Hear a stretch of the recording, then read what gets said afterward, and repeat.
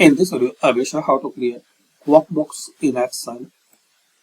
So simple and basic way guys to create a workbook in Excel.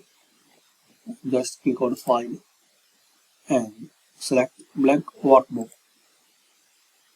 So this is a completely blank. You can type your data here and another option File and New and select any template like for business. So you will see a number of templates like for invoice with sales tax,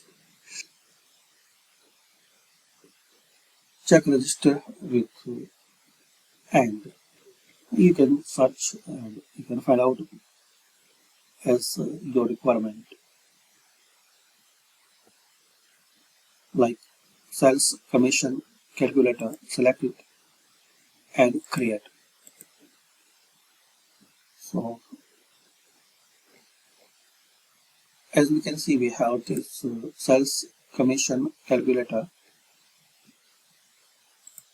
You can edit and modify data once you need.